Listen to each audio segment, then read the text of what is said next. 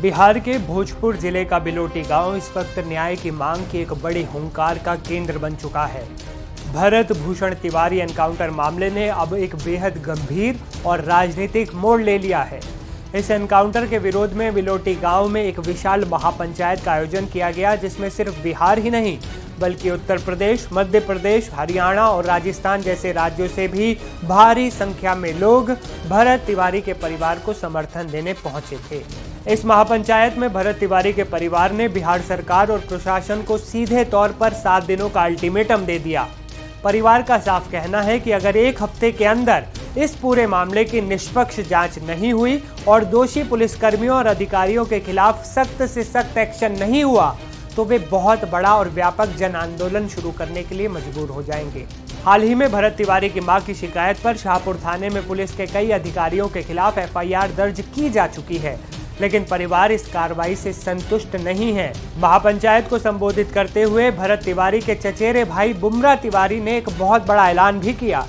उन्होंने बताया कि उनका चयन बिहार पुलिस में हुआ था, लेकिन अपने भाई की मौत से आहत होकर उन्होंने इस नौकरी को छोड़ने का फैसला कर लिया है। उन्होंने साफ कहा है कि अब उनका पूरा ध्यान सिर्फ और सिर्फ अपने भाई को न्याय दिलाने पर ही रहेगा। इस महापंचायत में अलग अलग सामाजिक संगठनों के प्रतिनिधियों और स्थानीय जनप्रतिनिधियों ने भी हिस्सा लिया। भीड़ का गुस्सा इस कदर था कि उन्होंने बिहार के मुख्यमंत्री सम्राट चौधरी की भूमिका पर भी सवाल दाग दिए और मामले में उनकी जांच की मांग तक कर डाली।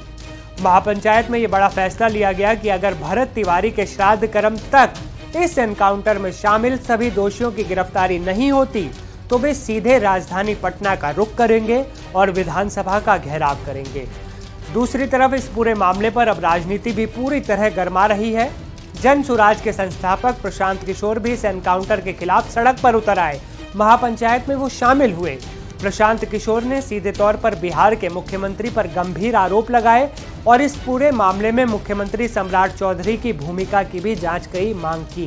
गृह विभाग का मुखिया सम्राट चौधरी हैं, तो ये जांच का विषय होना चाहिए कि क्या उन्होंने आदेश दिया या उनके अफसरों ने आदेश दिया या मौके पर जो लोग थे उन्होंने गोली अपने स्वेच्छा से चलाई है। अगर जब तक आप गृह विभाग की भूमिका की जांच नहीं करेंगे तब तक आप ये नहीं कह सकते हैं कि इस मामले में दोषी कौन है, क्योंकि लोकल पुलिस तो यहाँ कई दिनों से थी।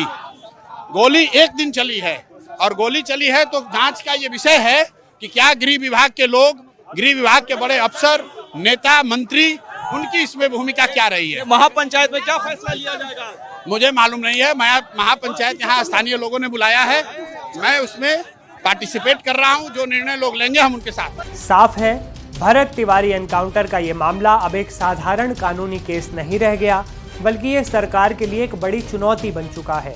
7 दिनों का समय बीतने के बाद बिहार की राजनीति और कानून व्यवस्था में क्या मोड़ आता है, इस पर सबकी नजरें टिकी हुई हैं। आपको क्या लगता है, क्या आपकी नजर में भी भरत तिवारी का फेक एनकाउंटर किया गया? भरत तिवारी के एनकाउंटर के बाद आज उनके गांव में महापंचायत बुलाई गई है। कांग्रेस के नेता मुन्ना जी पहुंचे हैं। ये बताइए मुन्ना जी, किस तरीके से आप लोग इस पूरे एनकाउंटर को देख रहे हैं, क्या मांग करेंगे अब आगे?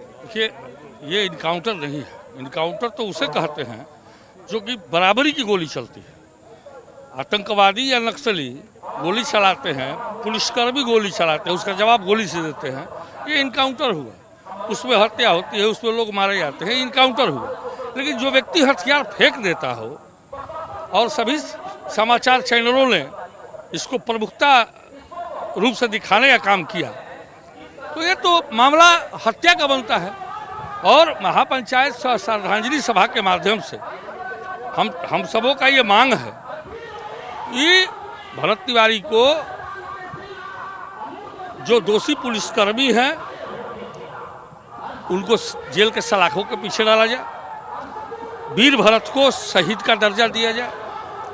उनके परिजनों को 1 करोड़ का मुआवजा दिया जाए। ये महापंचायत की मांग थी और हम सभी इस लड़ाई को सड़क से सदन तक ले जाने का काम करेंगे। ये सड़क से सदन तक का भी मुद्दा बनेगा मॉनसून सत्र में।